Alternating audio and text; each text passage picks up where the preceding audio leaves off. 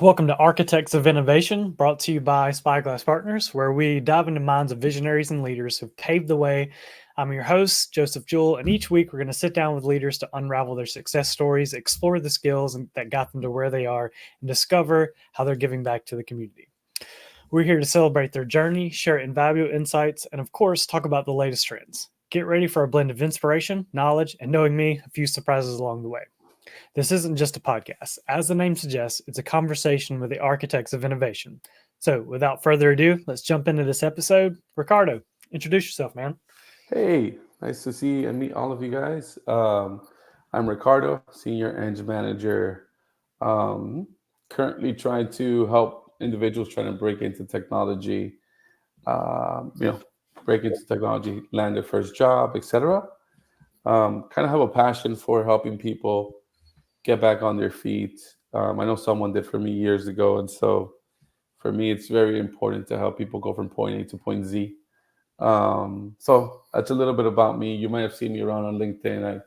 I post pretty often, hence how I met Joseph. And so yeah, nice to meet all you guys. And thank you for having me. Of course, man. Thanks for coming on. He's just like he might post a little bit on LinkedIn. I just looked. He's got like almost 40,000 followers. Just a Who's couple counting? times. Who's counting, right? Yeah. But you mentioned like you're an engineering manager. Can you tell us a little bit about like how you got to where you are today? Because I mean, I assume you just didn't wake up one morning. Now you're an engineering manager, right? So Yeah, like no, tell man. us a little bit about your journey. Sure. So my journey started back in '08. I learned to code basically Java from a book. Because Okay. you guys probably know Google. I think was born in 2010. So before that, we were with Ask Jeeves and books, and so learned to code from reading books, which was terrifying because if you had a bug, well, figure it out by yourself, buddy. There wasn't no Stack Overflow or any of that stuff. No Chat So GPT. no GPT, none of that good stuff, man. It was good old brain work. Um, hated my Java life for about 2 years. Um, then, like around 2008, I started working for free because I couldn't find a job. It was a crazy meltdown, kind of like the one that we just went through in 2023, but probably a little bit worse. And so had to work for a few years for free. Fast forward to when was it? 2012, 2013. Um, I was working odd jobs, construction, writing code by hand, right? Like, because I was kind of crazy. I was like, okay, I had a notebook and I was like, okay, I'm going to write all my code by hand and then run it on my computers. And the reason I did that was because I wanted to get really good at writing code. So working odd jobs, construction during the night, and Ubering during the night, and literally like 4 hours a night, 4 to 5 hours a night, I would write code. The reason I would do that is because I wanted to network with individuals who who were in the industry, right? So working on jobs, writing code like part-time basis, like doing a whole bunch of different things at the same time just to kind of network and pay the bills, right? So I want to say maybe 2014 I entered corporate America, like officially. I was working for startups before that. So worked in corporate America, worked for Tracy Lynn, worked for Duke Energy. There, during that time, it was kind of like a mixture of like understanding who I was as a person and understanding who I was as an engineer. Because I think at times as engineers we strap our identity to our profession, right? Versus having two different identities. Um, and so during my time at Duke Energy, um, I kind of learned what it meant to hire people because I had a really great manager who involved me in all these processes. Then speed up a few years later, I went to PwC as a solutions architect slash de facto eng manager, which was pretty insane because I got to PwC. I want to say I forgot the month, but I think it was in 2020 or late 2019, right before the pandemic hit. And so when I got there, I want to say maybe 2 months later after I got there, the eng manager quit and I was like the de facto highest senior person on the team, and so I was like voluntold to become a manager, and it was like, oh, damn it, bro, like, the hell am I gonna do now? I had very little experience, but whatever. I rose up to the challenge, and then boom, there I was, leading a team of about 5 people. I was working directly for one of their internal banks. Um, so it was interesting. I weathered the pandemic at PwC, which was really hard, because it was when everybody was transitioning to remote. Then from there, I jumped to Cubeless, where currently, leading a bunch of people, about 30 people. And so, creating an AI platform, not an AI platform, a identity management platform. I always confuse it too. An identity management platform, which is essentially, helping remote companies essentially have like a safe work environment.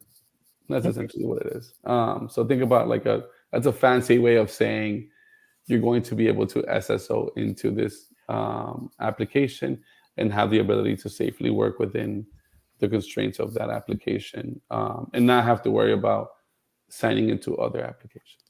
Okay. Yeah. Yeah. Feels like a single sign on is like the all the rage as far as it comes to security and like logging in from remotely, especially. I mean, probably the pandemic helped a little bit with that. It's like, hey, Yeah, everyone needs single sign on now because we're all working from home instead of yeah, in the office and everything. So that makes yeah, sense. yeah. I, Okay. I'd like to, if you don't mind, I'd like to kind of clear something up really quickly. Back then, from '08 to about 2012, getting part-time jobs, as a dev was kind of almost normal, if you wanted to get your foot in the door, unless you wanted to work for free because you had no experience like I did. So just to clear that up, sometimes you have to like sacrifice what you want for a very long time to get what you really want later. So, Yeah, no, that makes sense. I see that you also looks like you did a contract for NBA too. That's yeah, pretty cool. So yeah, I didn't you even went mention from that. you went from like having to work part time doing like Uber and construction jobs to Yeah, contracting for NBA NBA. and Yep, Tracy Lynn and yep, Duke and yep, PwC. That's I mean yep. that's I mean you put the time in, put the hard work in, and kind of worked your way up. So it just didn't happen overnight, but you stuck to it and you were able to get to where you wanted to go. So that's awesome, man. And that kind of leads me into a question. Uh, how can someone break into tech Mhm. nowadays? Like back then, I mean, it was a lot different, right? You were coding by hand and Yeah, learning Java from a book. Like yeah, now we yeah, have ChatGPT, we got Udemy, we got all kind of online yeah, resources other than that as well. So what does breaking into tech look like these days? yeah. So breaking into tech, man. Really, the one thing I would say is don't start with ChatGPT, okay? And if you're using ChatGPT, stay far, far, far away from it. The reason I say that is because you have to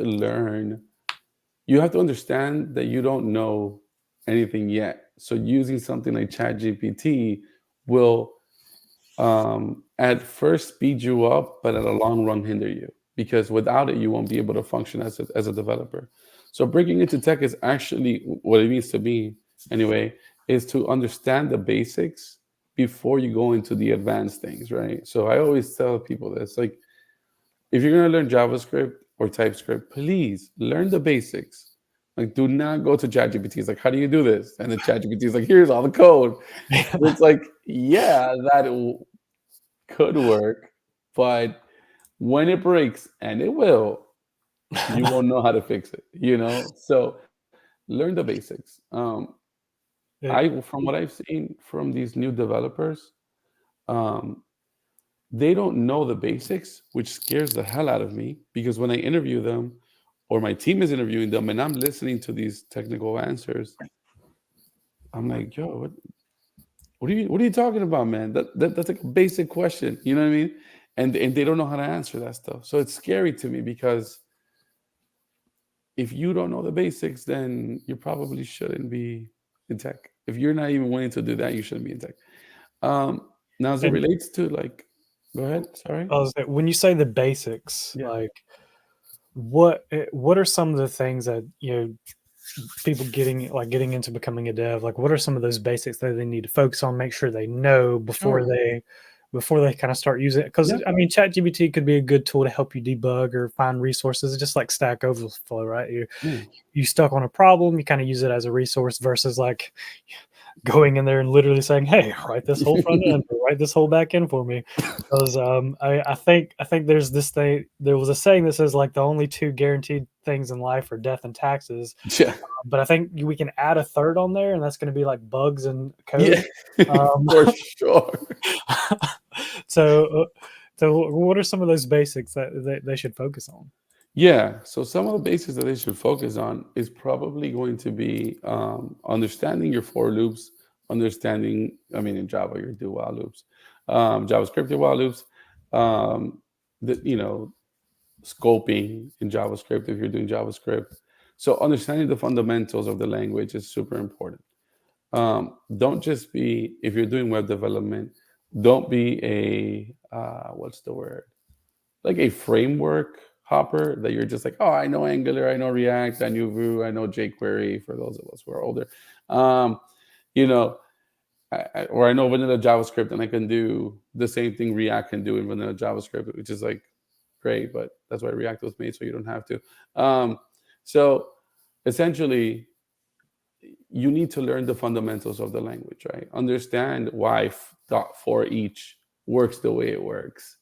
Like what is beneath it? Like how is that function made, for example, right? And why is dot for each a function to begin with?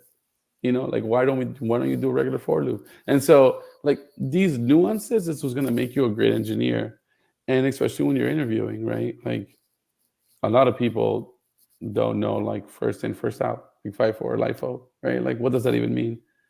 And Yeah, so when it comes to algorithms and data structures, that's also something super important you have to learn. I didn't give it the importance that I needed, and it really hurt me early in my career, because if you don't understand the essential algorithms and data structures, then how are you building things successfully? I'm not saying that you need to know how to reverse a binary search tree. Like you don't need to know that stuff. But what I am saying is you should have at least heard of it or studied it. So you have a general idea of why you're doing what you're doing and how things are working internally. Does that mean that you're going to study a lot more? Yes, you are. Welcome to being an engineer. You're going to live studying. That's your life. So are you going to make a lot of money if you do so? Maybe. And maybe. that's what people don't understand. You can study for years. I know like 3 developers I talk to on LinkedIn consistently who've been studying for years and they can't land a job. Why? It's beyond me. But they can't, and they're really good technically. Maybe they're just not people's people. But Yeah. that's the thing, like, yeah, I don't know. The trade-off is like you work really, really, really, really hard. You study a lot, and you don't have a for sure thing that would happen to you. So you don't know for sure that you're going to land a job, but the only thing you can control is the amount of work you're doing. So Yeah. So hard work, make sure you're focused on the data and the algorithms, the logic behind it versus I mean, yeah, building projects is important, right? You got to be able to show off like what you've learned and that kind of stuff. But yeah, if you don't understand how you built the project, then there's really no point in yeah, building the project. Okay. yeah, yeah, for sure. Awesome, man. And then so you mentioned like some people may make a lot of money doing it, right? So you put in the hard work, you broke into tech, like that kind of stuff. Like how does like even an entry level dev or some like that, how do you negotiate salary as a developer? Because Sure. I mean, some people I've talked to, they come in, they have no experience, and they're asking like for 150. I'm like, Yeah. and then I have some people who, they have like 3-4 years experience, they're asking for 90. So I guess what do you put into like negotiating salary? So, well, I mean, like at my level, things are a little bit different because, Yeah. like you're expected to make, at least at my level, like over maybe $250,000. Like that's normal in this, and even today, that's normal, which is crazy. which is mind blowing to me, by the way. It's always been mind blowing to me. But for a newcomer, the way to like a higher salary is first be willing to start lower. I always tell people that like be willing to start at like 80 to 95K a year for a year or two, because those year or two are going to be your fundamentals, you know. But then after, start being daring, start asking for 120. But like the worst thing that can happen is that people say no.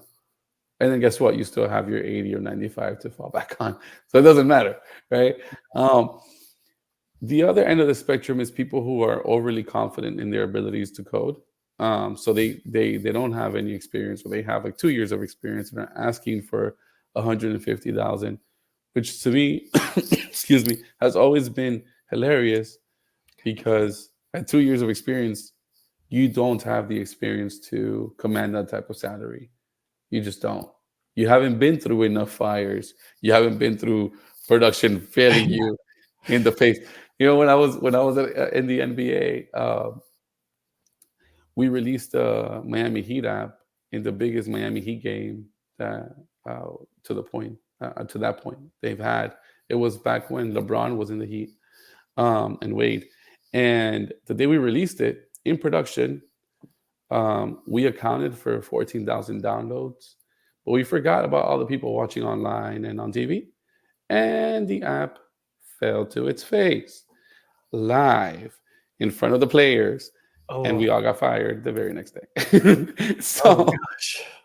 yeah, you haven't been through those fires yet. You don't know what to do then. You know what I'm saying? So, and that's another thing that makes a really good engineer too, right? The fires, the Learning from your mistakes, right? learning from your mistakes. You know, So yeah, what was the I guess in that situation, so sure. uh, what did you learn from that? Like what was the Oh, situation of like why did the app fail, and then what did you learn that you could kind of use in your next project, your yeah, next application, that kind of thing? yeah. So for one, load balancers are really important. That was that was very, very, very, very in my face, right? Load balancers are super important. To understanding your crowd, right? Because at the time, the Miami he had like a super loyal following, and so these people use the crap out of the app. Um, and so understanding your I guess your users, is super important too, and having a scalable system is massively important. Um, I think that we were at the time we had our servers in house. Um, in hindsight, we should have probably used something like AWS, but like whatever. That's how you learn. You don't Yeah, know um, until you go through these things. So yeah, yeah. using the right Okay. databases and the right load balancers, So super how important. load balancers huge, and just knowing your audience, knowing like how many people and like how many downloads you're going to have, like the bandwidth issues, those kinds of things, Yeah, and then just being able to incorporate kind of the tech stack to to handle that. handle all that. Okay. Yeah. Oh, that makes sense for sure. But and those are like, I mean, today those are probably like second nature for you, right? But that was, I mean, Well, yeah. After that pain, absolutely. Now it's like we're not doing anything until that's up.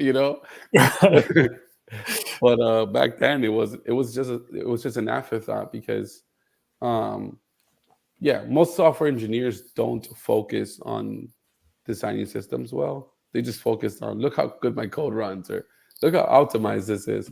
But the reality is that there's a lot more to it. yeah, like got integrations, you have just the Yeah. whole, like you said, the whole system in general versus Yeah. that one, the one piece of the app that you're focused on, that you're assigned to, like that one piece may work perfectly, but then it has to also work perfectly with the entire application, the entire system that goes into application. And Exactly. that reminds me, like you actually do a newsletter, right? That focuses on like teaching people how to like design and like think about systems, right? Yeah, I was doing that. I did that for a while. I think I did that for no, not for a while, maybe like 3 or 4 months. But I stopped. The reason I stopped was because it was a lot of stress on me. And quite honestly, I ended up in the hospital last year. um, in December and late November with signs of a minor heart attack. So I was like, whoa, Yeah. whoa, let me back up. you Take know, it easy a little bit. yeah, it's very important. So I stopped. I was like, hey, I'm just gonna stop. And I kind of regret shutting it down. But at the same time, like I need to be alive. Yeah. So there's that little caveat, you know. But I mean that one that shows a little bit how you gave back, and then also to take care of yourself. And then, but it shows how important that being able to think of the whole system is. Like you're like, hey, I see this gap. Yeah, And understanding, especially because you're interviewing people, yeah, you kind of see where their gaps are. You're helping people break into tech, and you're like, hey, here's a big gap that I found, and you help do something about it. So it just kind of shows the importance of like the whole system versus just knowing one part of it, that kind of thing. yeah, um yeah, for sure. okay. And then so we've kind of been through like how you broke into tech. We've kind of been, and it was like through the 2008, like that kind of thing. So where like 2023 just happened. We all know how that is. So, like, in your mind, like, where are all the jobs now? Like, do you feel like we're in a good place? Like, 2024 is going to be a good year to break into tech, or what do you think? So first, the jobs aren't in the moon; they're on Earth, so they're here.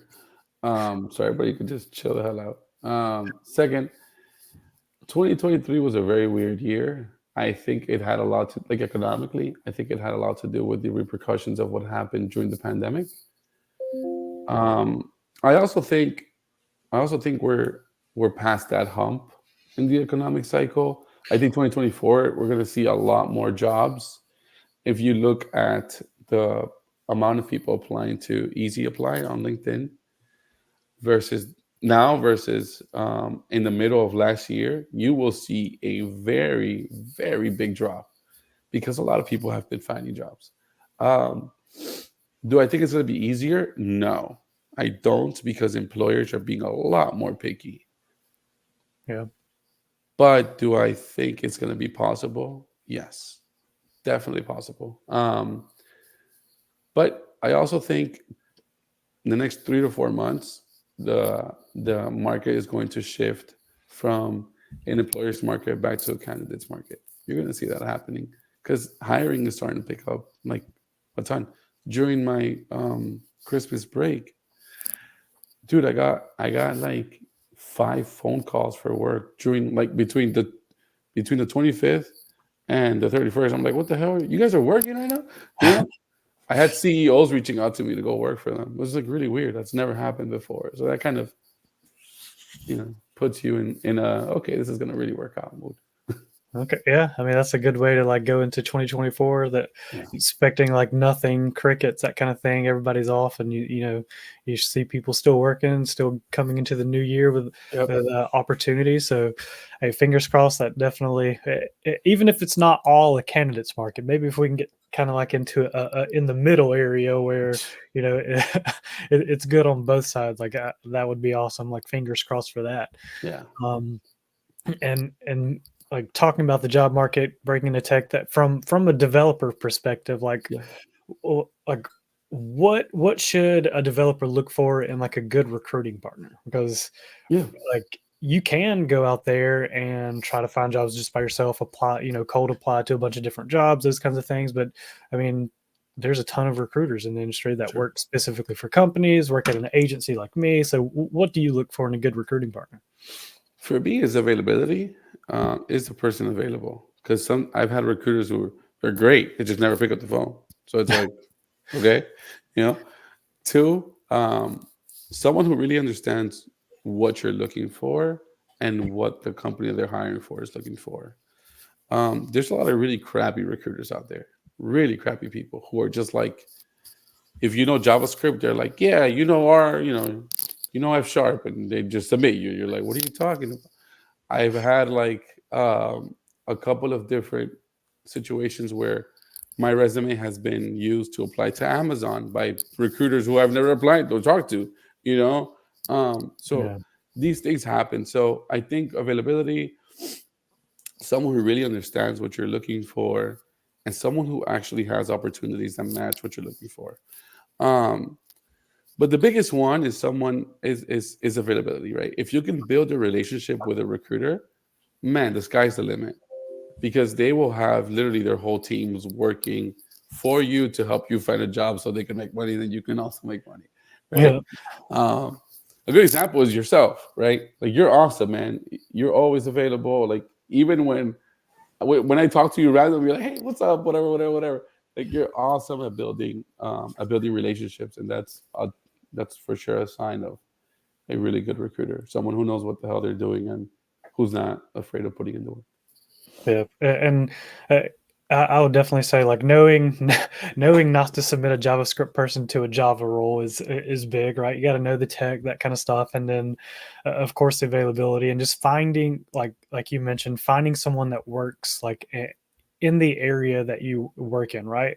You Mhm. could build a relationship with a recruiter that only recruits for HR positions, but you're a developer. You could do that, but it may not be very helpful to your job search, right? Like, it's like they're never going to have an opportunity for you, that kind of thing. So just making sure they're industry specific, skill set specific, that kind of thing would be big. And just someone who will actually reply to you and have the availability to market you out, that kind of stuff for sure. Yeah, Yeah, that yeah, makes sense, man. And then, so you're a hiring manager, so they've learned the skills, they understand the background of the tech, what goes on under the hood and frameworks, that kind of stuff, the algorithms, the data that they're working with a good recruiting partner, right? They're building their blocks up. Now you are on the hiring manager side now. So what does a hiring manager look for in a developer? yeah. So for me, I personally look for personality. Skill could be taught, you know, as long as you have like your basics down. Like I always say, we could, because when you interview somewhere, it is impossible for you to know what they're doing. Impossible. That's the whole point of like a private GitHub, for you not to know what they're doing, right? Um, but if you have the right personality and if you're coachable, those are the two things that hiring managers really look for. Because you're going to work with these people 8 hours of your day, Monday through Friday, right? And sometimes Saturday. And so if you're going to be working with people for so long, you're going to make sure that they're not mean, that they're not arrogant, um, that they leave their ego at the door. Those are the type of stuff I look for. Because I've worked with people who are brilliant, but they're jerks, man. Jerks. And it's like, dude, you're awesome, but why are you so mean? Like I wish you weren't so mean. So part of my job is to give people constructive criticism, right? And it's really awkward when you're just like, listen, man, you're a douchebag. Like, I don't say it that way, but like I make sure I come across as like, you're being a really big jerk. You need to stop. And so I've had situations where I've had to let go of people for a bad attitude. Yeah. And people think, are like, oh my God, but this person can code. I'm like, I don't care. I'll find someone else who can code. But um, having a bad attitude is a big hell no in any organization, because you're gonna get found out and you will get laid off for it. Now some people are like, yeah, but legally you can't judge me, and I'm like, yes, I can, and I will. You Yeah. know, If you're bringing the team down, you're bad for culture. Like, I mean, that's yeah, one person can deflate a whole team and, like, make a whole team feel like they're not on track, that kind of stuff for sure. So I definitely get what you're saying. yeah, So you'd rather like hire someone like maybe with the basics they understand, like you can teach them, versus someone who has just all the knowledge in the world, has all the experience in the world, but you can't coach them. You can't. They don't want to learn from you because they feel like they know it all. Like those kinds of things, or yeah. you know, So it becomes challenging, right? Because I've had both. I've gotten into teams where we have like a know-it-all, and that person generally is like, "Oh, I already know this. I already know this," and you're just like, "If you really did, you would be sitting in my seat, man. Listen, for your own good, you know."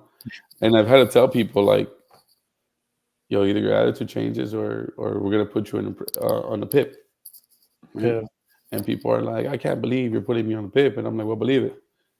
Like that's the hard part. People think, oh, being a manager is so easy. You're in meetings all day, and I'm like, yeah, until you have to fire someone and tell them, hey, this is your last day. Unfortunately, I've spoken to you about this 3 different times. You haven't changed it. It's been 3 months.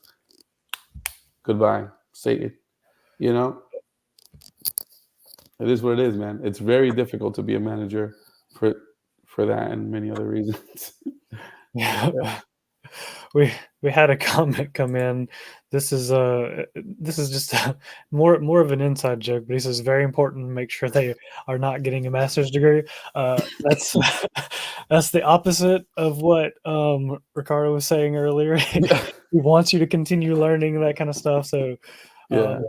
but that's more something that is an inside joke with Matt and me. But but he's currently getting his master's degree and looking for a role too. So No, I mean, that's awesome. Like if someone is willing to learn and put themselves through school and stuff, for me that's admirable.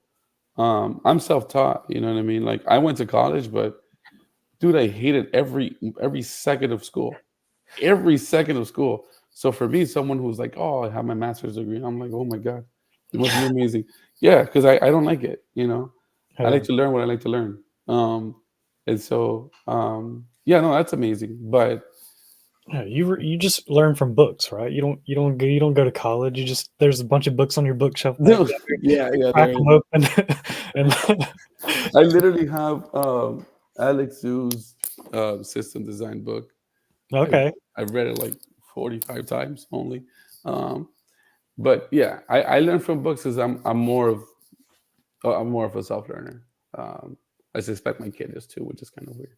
But anyway, yeah. So yeah, I mean, yeah, just have a good attitude. I think a good attitude is going to take you way, way further than being amazing at everything, at every single language. Like that's going to take you really far too. But if you can be good at a particular language and have a great coachable attitude, you're gonna get way further than the douchebag who thinks that they know it all.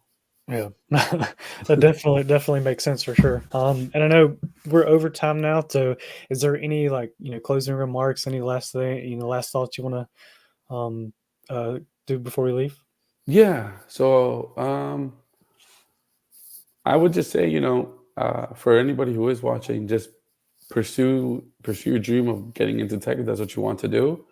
And for anyone who's been laid off, I know how crappy it feels, but here's the reality: they lost you, you didn't lose them, right? And you're gonna find something better soon because things are gonna pick up again really soon.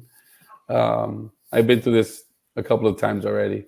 It's no surprise. It's kind of like, all right, this is what happens next. This is business as usual. So don't be too worried.